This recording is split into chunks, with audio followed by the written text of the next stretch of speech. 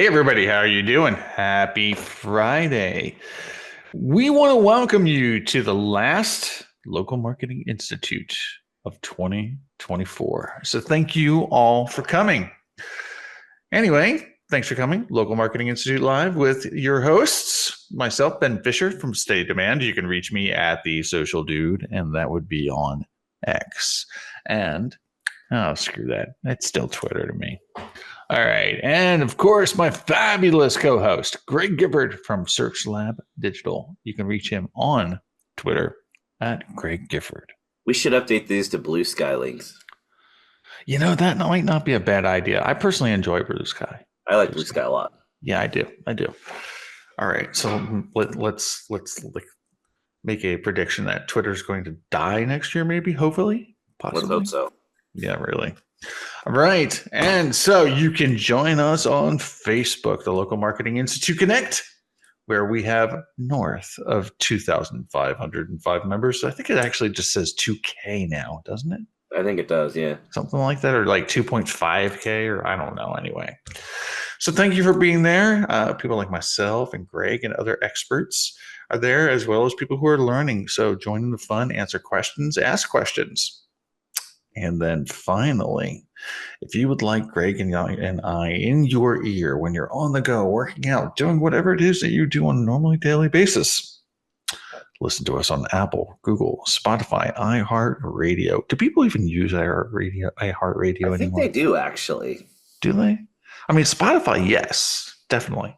But iHeartRadio, I don't know. I just never hear anything about it. All right. Well, my friend, shall we jump into all of the goodness and the fun? We shall, and that means we should probably start with the news. And the biggest news of the day is it's someone's birthday. Yes, it is. Wait, wasn't it your birthday just like the other couple weeks ago? Yeah, my birthday was actually Thanksgiving Day. It was, and you were in Bali. I was in Bali. It was an excellent time. I actually made myself my own birthday present. Oh, I made that little ring right there. Very, very nice. Hey, I'm silver making class, so the whole family all made rings.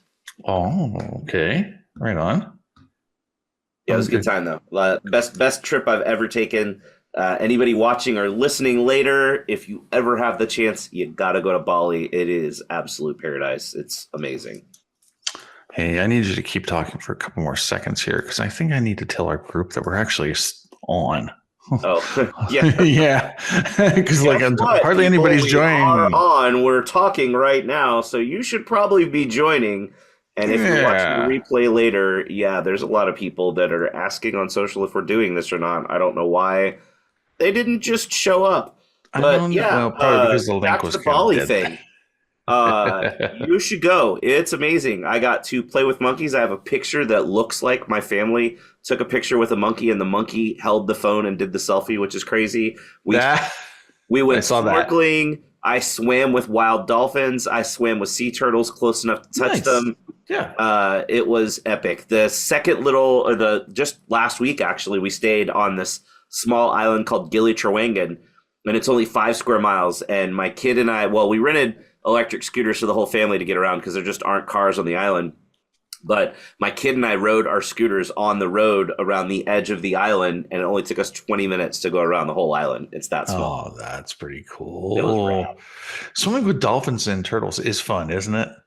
Yeah, the dolphin thing. So they have the boat, and it with these narrow kind of boats, and then it had the outriggers, right? So it had the bars that went out and the two kind of bars on the side to keep the boat from tipping, and they had basically almost like a swing. So it was like a rope on each side with a wood bar, and you would get down in the water with your snorkel mask on and hold on to the wood bar, and they would drive the boat. And so you're looking in the water at the dolphins swimming around while you're out driving through the ocean. It was really rad. That is really, really cool. It was. Yeah.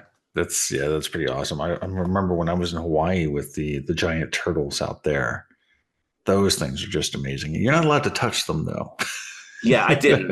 I mean, we could have touched, but literally, it was close. I wouldn't have needed to even stretch my arm out all the way to touch it. I was a few inches away from it, swimming. It was rad. It was real rad. Right on. We saw a Okay. freaking shark, Man, like a I don't know. 7-foot shark. It was crazy. Oh, nice. All right. So some people are getting in. That's good. Looks like some people are not getting, okay, because the email didn't go out to everybody. Try an old link, everybody.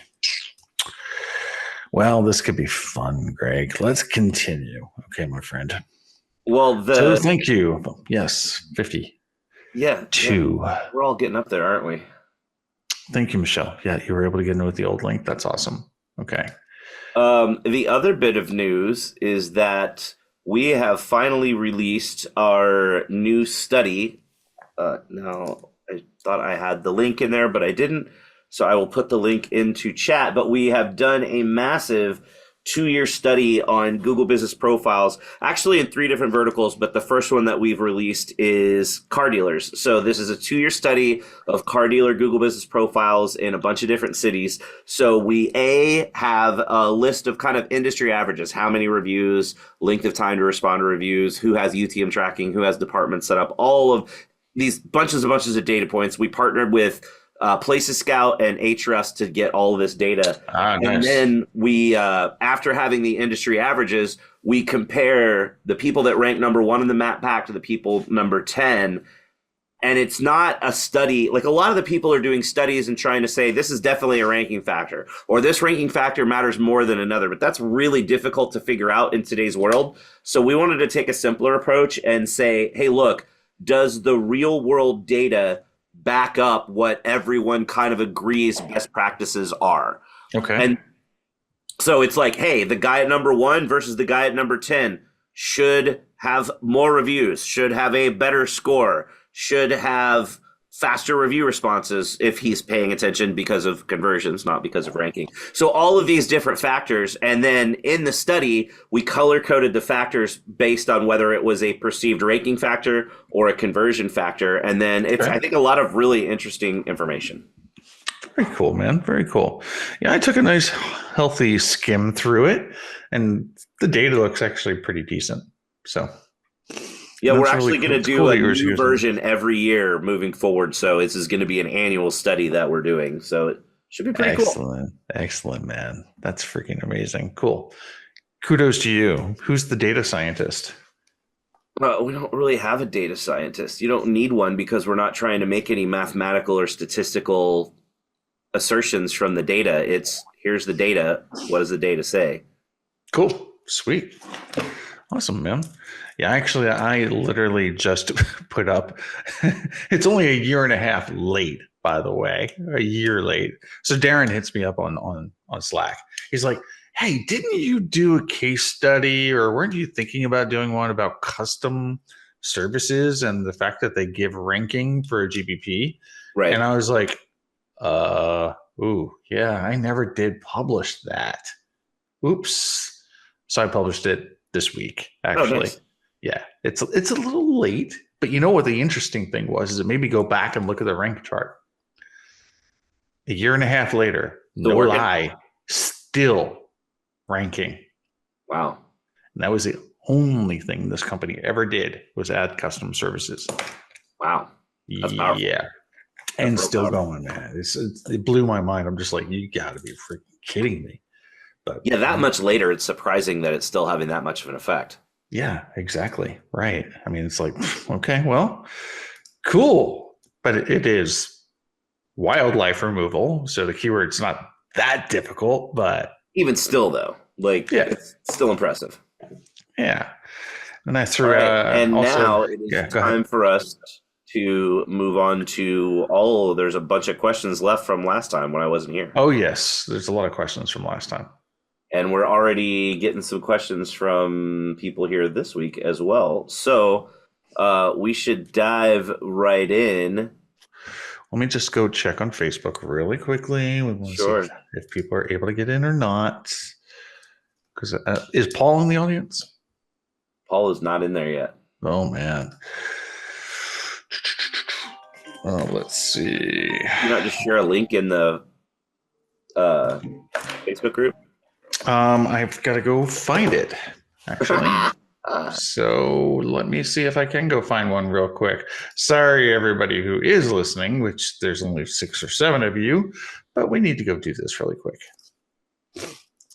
So in the Right. meantime, I will Yes. remind everyone that you should drop your questions into the Q&A widget and not into chat so that we can... Oh, and I noticed I just shared that link to just the panelists and hosts. So here is the link to the study to everyone in the chat. But drop your questions into the Q&A bit so that we can get to them. And if we don't get to them, they are saved for us to get to next time.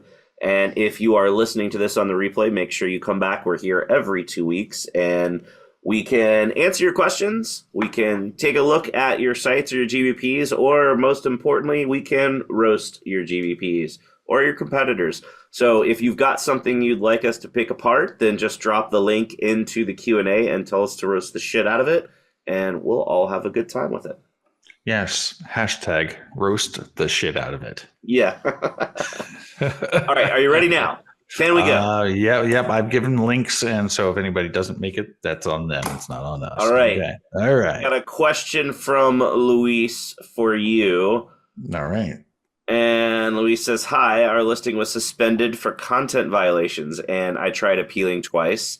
I had all the paperwork and was not successful. I even had a product expert in the GBP forum escalate it and was told that Google is not going to reinstate and to just make a new listing. Is that really my best option at this point? And will Google be able to merge all the previous review and information into this new listing?"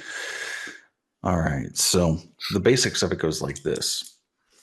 Congrats. You followed the process. You've asked the PE community to see if they can have Google take a look at it. Google's taking a look at it and basically giving you the golden middle finger is what we like to call that. So pretty much you have one option, and you are correct. The option is make a new listing. Basically, this is, of course, the worst possible scenario that you're going to run into, but unfortunately, something's really wrong with your listing. And even Google is saying, nope, there's something really wrong with your listing. What people don't understand is when it comes to suspensions and reinstatements, is there's only maybe 40%, 30, maybe 50% of what you're seeing on your Google business profile, which is considered to be something that could cause the suspension. And sometimes this is perfect, by the way. Sometimes there's nothing wrong. Sometimes you'll make a brand new listing with no phone number, no website, nothing, and it'll still get suspended. And that's because there's these little shadow factors in the background, which can be anything. It could be you have a voice over IP phone number, which is bad. By the way, you'll never know that. So what do you have to do? Try replacing the phone number. Your website could be infected by malware. Hopefully you know that. But if you don't, go check. Go check. Do you have a robots.txt? Is the entire site crawlable? There could be other things that are going on too. The address itself could be tainted and in ways that you just don't know. You could have had a user that it was in there and made edits too fast. There's all sorts of different reasons to why they would not reinstate you. So what you can do is basically just go ahead, like you said, create a brand new profile, and then you reach out to support and you're going to ask them to go ahead and move the reviews. Now, here's the tricky part. It's a couple different things. The first one is sometimes Google just doesn't understand what the heck you just said. You could ask them in Swahili. They probably still wouldn't understand what you said. So you're requesting them to move the reviews. They're like, oh, well, you got to get rid of your old suspended profile before we go ahead and move over those new reviews. Sometimes that's the way you should do it. And most of the times you shouldn't. Because if you do that, you also lose that kind of placeholder for where your reviews are. However, I'm telling you, man, we need like an it depends type of like quick I know, right? sound. This whole like decision tree of if this, then that, if this, then that, then this, then that. Yeah, exactly. I actually have that, by the way, as a diagram. Anyway, but so, okay. So anyway, so let's say you make a new profile. You request the reviews be moved over. They say, no, we can't find your reviews. Or The worst one I hate personally is where they say, we have found your reviews and we have reinstated reviews which are not violating our policies. Well, guess what? You go look at your profile and you have one Yeah. star review. And that's what Thanks they for giving me the restored. bad review back, buddy. Exactly. Where's all my other good reviews? So frustrating, extremely frustrating, because the reviews are our lifeblood. And if you've got an LSA attached to it, even more so. So unfortunately, there's also a bug that is going on with Google, and it has been going on for now, oh God, I want to say at least 3 months, something like that, where they just can't find your reviews. And that's it. There's nothing else to say about it. The reason for this, and most people don't understand this, and gosh, we only got 7 people here today. It's crazy. We're laying down some really good info. They're going to have to catch it on the replay. I guess so. And that is that reviews actually live inside of the Maps database. They don't actually live inside of the Google Business Profile database. This is why when you have a suspended profile come back, you'll see that all of your review responses are gone. And the reviews are still there because the reviews come from Maps. The review responses are from GBP. So when your GBP is killed, suspended, all of those review responses that you had, they're gone. They go away. Anyway, that is a very long way of saying, yes, make new, try to get the reviews moved over. If it gets suspended again, I'm sorry. Then you are kind of SOL on that address. Anything else you got to say about that, buddy? No, but I have a sort of follow-up question from Dre, who is usually here. Okay. And it actually says, this is similar to a previous question. My customer's GBP was suspended for a few weeks and the appeal was denied. So I created a new one, which was verified and now has 3 reviews. Can we ask Google to restore reviews on the old deleted GBP and put them on the new? Again, yes. You can make the request because the request is tied to the address Always ask.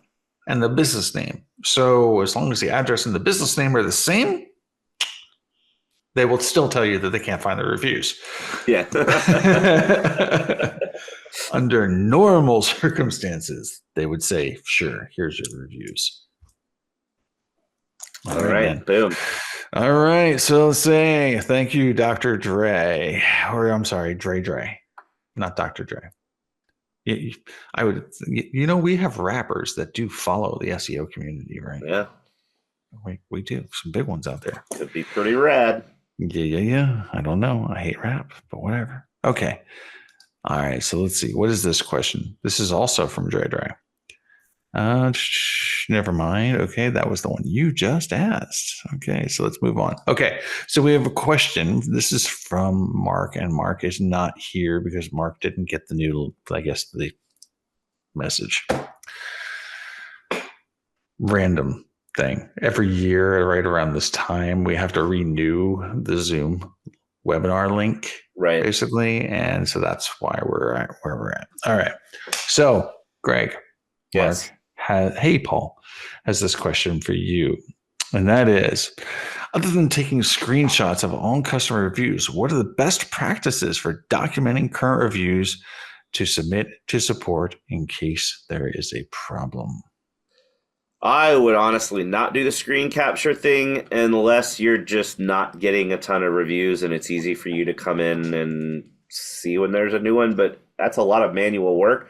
There's a lot of reputation management platforms out there that just use the API or scrape, depending on which site they're looking at. But if we're talking Google, they just API the stuff, stores it in the reputation management software, and that way if the review is lost, you have a copy of that review and you know the name and the date. That's what I would do, because then it's automatic and you don't have to remember to go do screenshots. But if you want to do the screenshot thing, that works too.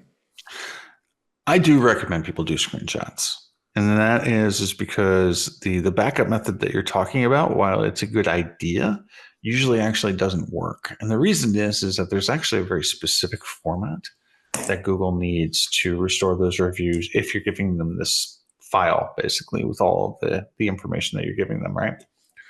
And I know this because we back it up in a certain very special way for our clients, right? And our reviews do get restored. However, I've had clients before that were not on our assurance program, which does the backups, And they've said, well, can you just, give them the bird eye link, with all the reviews? And it fails 100% of the time. And it's mainly because the file format is not done properly. For some reason, Google does like the screenshots of the reviews. But what they like more is they like the email that says that you got that review. So if you were going to screenshot, I would screenshot those. And it'd be easy to set up a filter in your email platform to just drop all of those emails into a folder. Oh, yeah, absolutely. 100%, yep. Man. 100%. All right. Then next question is for you from Mark Smith. This is a Maps question. A long-time SAB business has a second new business listing and an address that just showed up on Maps and search. The new listing is not claimed or verified. What's the best way to get rid of the new duplicate listing? I suggested a few suggested edits and listed that it was a duplicate business, but that hasn't changed anything yet. Thanks. All right. So basically what you're saying is they have a profile, which they've got claimed. And then there's a secondary duplicate profile, right? Yes. Did they mention if it's an SAB or a storefront? It is a storefront because the second one has an address showing on it. Okay. So the second one has an address showing on it. Got it. And is unclaimed? Unclaimed and unverified. Perfect. Love that scenario, actually. So all you need to do is document your URL, document the URL of your business, document the URL of the duplicate business profile. As long as the name, website, and or phone number match, this is going to be a pretty easy process. So all you're going to do is reach out to support. You go in and for the subject, you say merge. You say that there's an extra profile out there that you need to get rid of, basically, in a sense. And then you go ahead and you give them, this is really kind of funky, by the way. It depends on where you're doing this form. Because if you do this form inside of your GBP profile manager, then you actually have to enter where the reviews, where you want the reviews to currently go twice. But if you do it through the standard support form, it's only going to ask you where you want it to go, like from and to. Anyway, it's kind of weird. Just have both URLs documented, and then go ahead and request a merge. It's literally that simple. They may ask for a storefront photo. That's about it. They're going to ask you for a storefront photo. Every once in a while, you will get a really weird request from support where they'll say, go ahead and claim the second one and then come back to us. No. Open up a new ticket. That is not how you do this process. So, that's it. Boom. Done. All right, man. Where were you at in this list? Okay, see. All right, I'm going to ask you a question from Mark Barris. All right. And that's going to be will creating a better business bureau listing for a Google business profile help with visibility? I think we have a sound effect for that. It depends. Okay. And when I say it depends who you ask. You ask anybody from the BBB, they're for sure going to say, oh, yeah, it really helps. I think in some verticals it might matter a little more than other verticals. But yeah, any sort of local entity link that points to your website is a good thing. The BBB is a trusted signal from Google. Now, does that mean if you're not doing anything at all and you go do this, will it help? Maybe a little bit. If you've already optimized the crap out of everything and you're actively optimizing your GBP and actively doing content, actively doing links, and then you also add in a BBB link, I seriously doubt you're going to notice anything at all from that. But it's a good thing to do. But also, if you or your client doesn't want to spend the $300 a year to be part of the BBB, it's not going to hurt you to not have it. Yep. Agreed. And somehow we got stuff out of order. So I will jump to this question from Jackson. Okay. For you. So Jackson has a client that is a real estate agency who shares the exact same address and suite number as two other businesses. Oh, All geez. three businesses have GBPs using this address and suite number.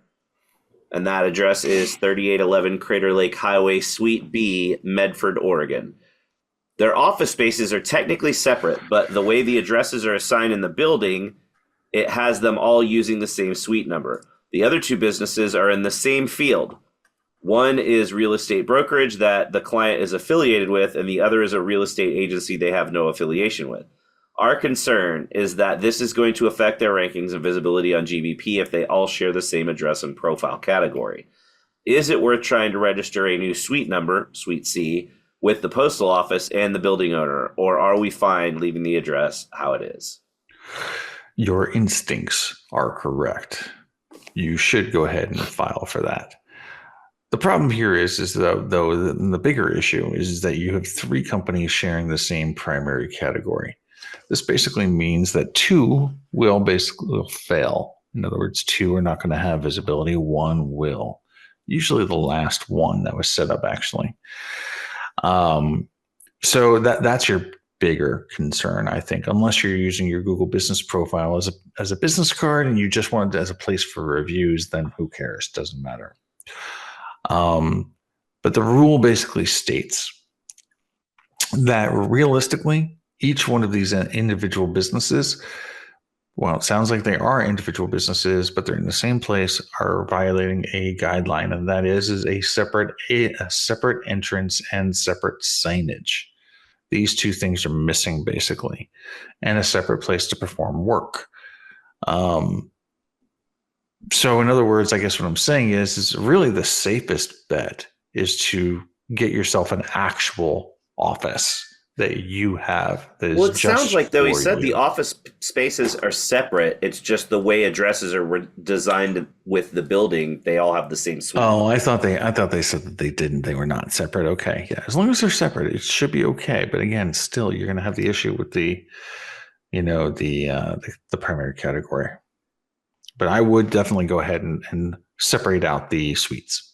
But even getting a new suite number wouldn't help with filtering because they're all still at the same base address. Oh yeah, exactly. No, it's not going to help at all. So the filtering thing isn't really going to get fixed. The real only way to fix this is to move out of the building, honestly. Yeah, or like move down the hall.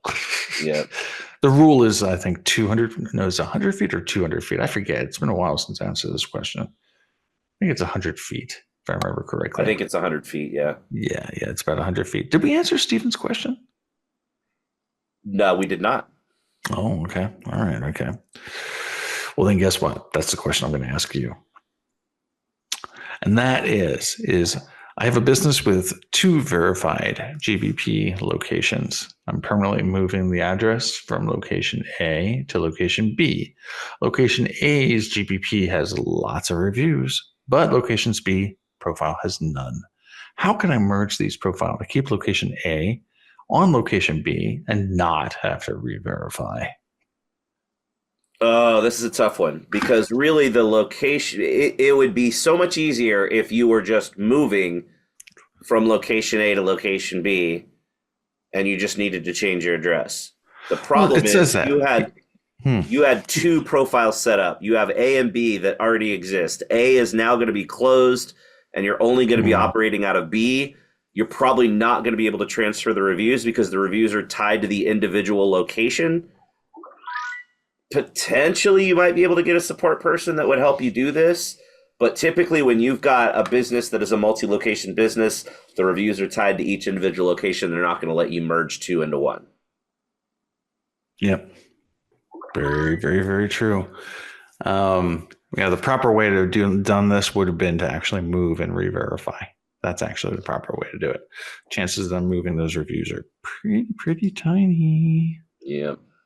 All right. So then we have a question for you from Neil Scott. All righty. Neil has the assumption that 4.0 versus 3.9 score in reviews is an important psychological threshold. Do you agree?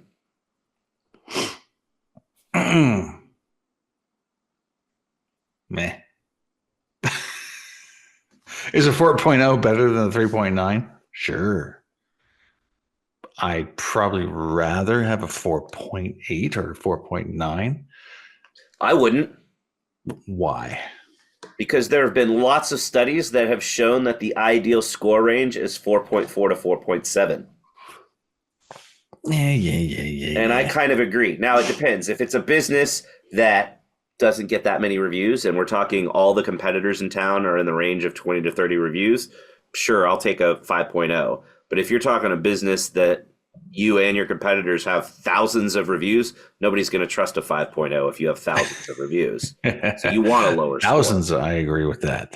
Heck yeah. But yeah, is somebody really going to care if it's a 4.0 or a 3.9? They will if all of your competitors have a 4.7 or higher and you have a 3.9. Sure. If you get to a 4.0, is it going to matter? Not if everybody else is a 4.7 or 4.8. So really the thing that it depends on is what do all the competitors in the same area have? You need to be higher than them. That's what matters. Yeah, that's how I would definitely look at it. And geez, if you've got a 4.0 ranking, there sounds like there's something wrong on the customer service side. Something wrong in business. You need to go fix that. And like Max says, respond to your reviews. Yeah. Please. Thank you. All right. Okay, buddy. Next one. What are we at? Oh, Jackson came back and said something in chat about the whole business is all in the same thing. Yeah, I saw that. That's interesting. For anyone who's listening to replay later, Jackson was going to get more pictures of the inside to understand the layout. But yeah. Anyway, sorry. All right. Where are we at? Lexus? I think yes. Alexa's question is next. My turn or your turn, man? I think you're asking me this one. All right. So Alexis Guthrie, who is not here, asks, so I own a separate home business with their own registered numbers with the Secretary of State. Can they still be listed separately and appropriately on Google? Technically, I mean, I guess you could try, but if you're the person at both, I mean, why could you not though? If it's two different service businesses out of the same address, you totally could, right? Sure, absolutely. Yeah, there's nothing wrong with that. Yep. Unless you're like this one, not customer actually, because I don't know if we're going to take them on. This one company, they came to us, and they have, get this, okay, they sell doors, right? Yeah. However, so they have two companies that sell doors, and they have one company that is a locksmith. However, the two door companies also offer locksmith services. Yeah. Would you call them a locksmith or would you call them a door company? So yeah, anyway, that's odd. That wouldn't fly.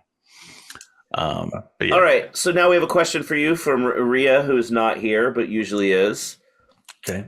A client had a duplicate profile on Google Maps with 8 reviews. We were in the process with Google support to move them over to the main profile. During this time, the profile was removed from Maps. The duplicate profile was not managed by us, and we weren't able to determine who managed it. It was set up as an SAB, but the practice is not an SAB. We think this is the reason why the profile was removed. Is it possible for Google to move reviews even if a profile has been deleted from Maps? So far, we've had no luck. Sorry if this is a dumb question. Okay. So one was storefront, one's an SAB. One goes down. Got it. So the first thing is the answer is no, period. Hard stop because of the situation that you're in with the type of business model. A storefront cannot have their reviews moved from a storefront to an SAB or vice versa. That's number one. Google just will not remove reviews. The secondary part of the question is more of a theoretical type of question, and that is that if a profile is removed or deleted, can you move reviews? The answer to that is most of the time, yes. It kind of depends. But let's just, for the sake of argument, say that again, maps reside. I'm sorry, reviews reside in Google Maps database, not GBP. So in theory, the answer should be yes, they can be moved. That's basically it. There we go. Yeah. I feel like we should use the sound effect a lot today. It depends. It depends. All right. So you're going to have a wonderful New Year's? It depends. Oh, I will have a wonderful New Year's. So I'll probably be in bed by like 9 o'clock. Nice. Oh, you're not going to watch the ball drop? Come No way, on. man. Come on. All right. So, Luis Chavez, who is in the audience, by the way. Hi, Luis. Has a question for you. Right. If a client creates a brand new listing and it is suspended, do we try to appeal or should we just make a new one? Oh, you for sure try to appeal, because if you create the listing and it gets suspended, if you go try to do a new one, you're going to put the same information in. It's just going to get suspended as well. So try to get the first one fixed. You're here, actually. Can you, in the chat, let us know what type of business it was? Because that may have some bearing on the situation.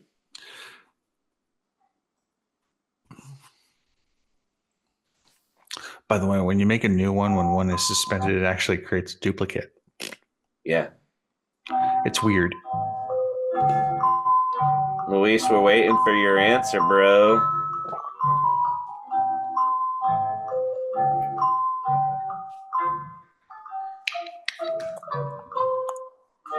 Okay, maybe we will move on. Maybe. Oh, he walked away. Oh, nope. He walked away to answer a question. So all Michelle right, must be in the same room. So we'll. Should we come back to this one and move on to the next one while we're waiting? Yeah, because by the time he gets back, we'll probably be roasting. Okay, so let's do this question from Mark Barris. All right. Who again is usually here, but isn't today because apparently he doesn't love us anymore. Mark says he's been waiting to make small edits to GBPs for a few weeks. Have things calmed down a bit? I have secondary category changes to make. All right. Ben's laughter should be the answer to the question. So, Mark, I love you, man.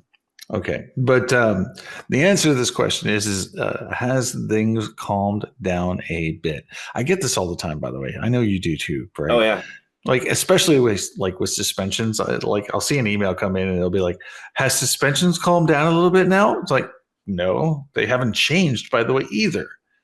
And the same thing with edits. Nothing has changed. There is no global weather pattern that we have to watch out for, or a tsunami coming of edits which are going to cause suspensions and things like that. I mean, it's just that the edits cause suspensions. So the only time you don't want to do an edit is basically if you've just been reinstated. Wait 7 days before you make an edit. That's it. So anyway. Okay, back to the question that we were talking about, where if you create a brand new listing and it's suspended, do you try to appeal or should we try to make a new one? Luis came back and said, Crystal Horton said the only option would be to make a new listing and then merge them. It's a fencing company. Yeah. If it is completely denied, you can make a new one, but you're not going to. But they haven't even. They're asking, should they appeal or should they just make a new one? Yeah, you should always appeal. Always appeal. 100% of the time. All right. Question for you, my friend. All right. Luann Weller. It's very possible, Lewis, that Google is refusing it. Then go set up a new one. It depends on the situation. I mean, to be honest with you, and Crystal knows exactly what she's talking about, so I would take her guidance on that case. What is the proper order to follow when updating business name? Best practices to reduce the risk of getting a listing suspended. This is one where I really wish Luann was here so that we could get some clarification, because I wonder why you're trying to update the business name. Like, why would the business name change? So, I mean, sometimes it happens, like if somebody's like purchased a company.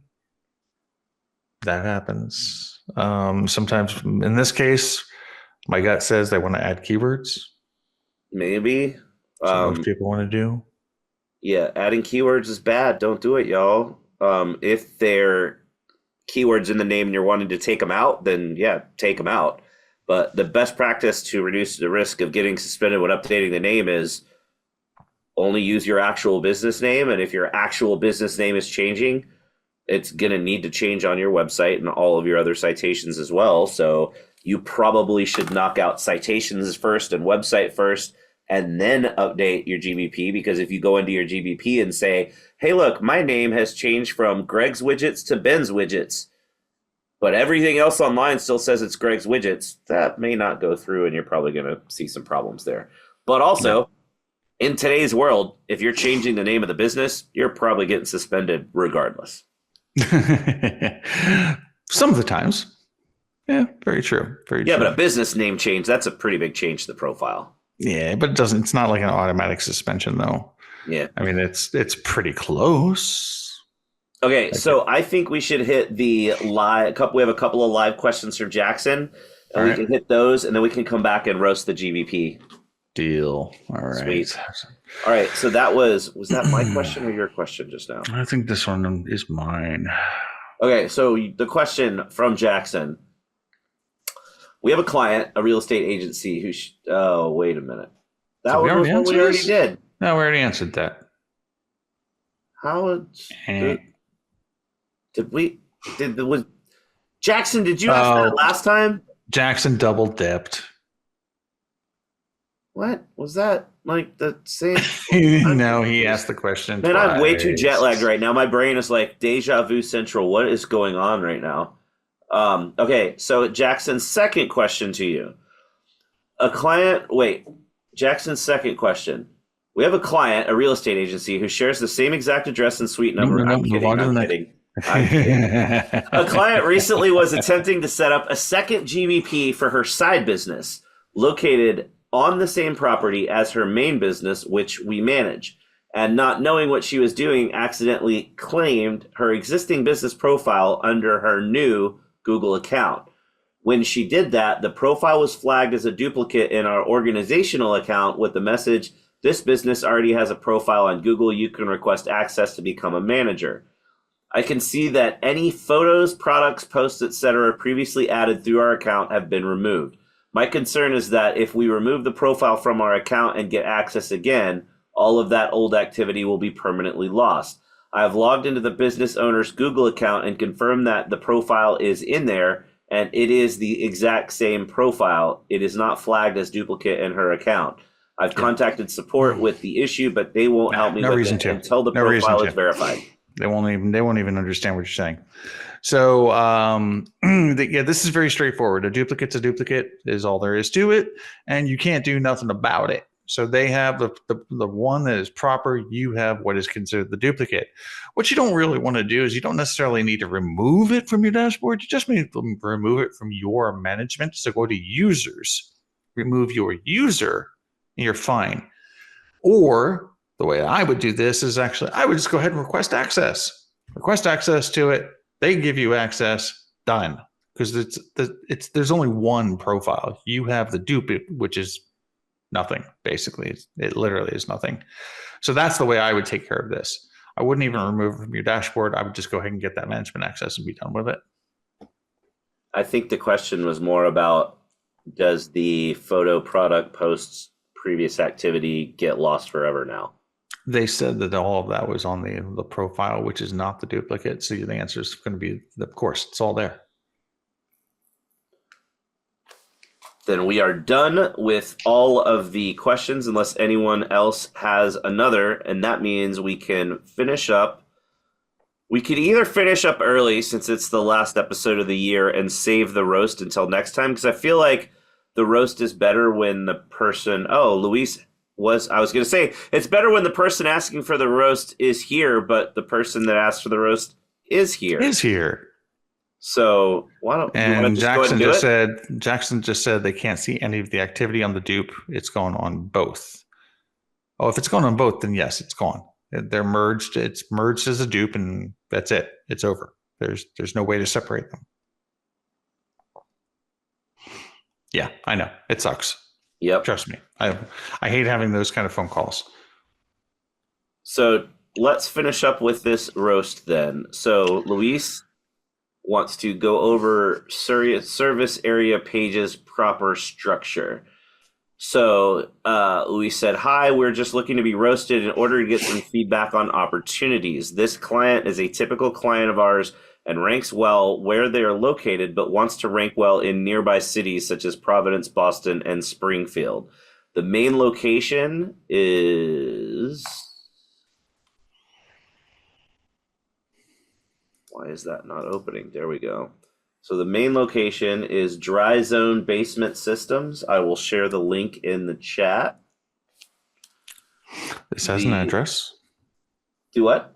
It has an address. It has an address. The secondary location is Dry Zone Basement Systems in Sterling. And the website is that dryzonebasementsystems.com. Okay, so they rank well where they're located in the primary and secondary location, but they want to rank in Providence, Boston, and Springfield. So they do not have a location in Providence, Boston, or Springfield. Correct, Luis?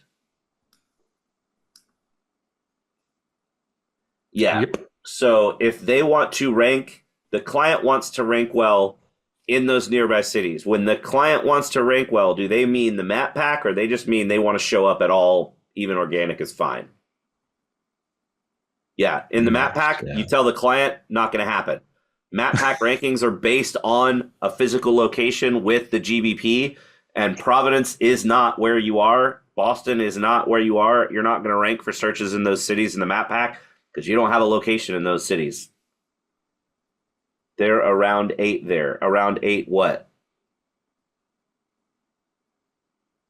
Right, but you're never going to, like, ranking in the map pack means you're going to show in the top 3 results. You're not going to show in the top 3 results because you don't have a location there. Like, you just have to tell the client there's nothing you or anyone else can do about that because it's based on location. If you don't have a location, you're not going to show up. Yep. Period. Yeah, so just let your client listen to this episode of the webinar to 2 different Google Business Profile product experts and 2 people that have local SEO agencies and 2 people that have been doing local SEO for years.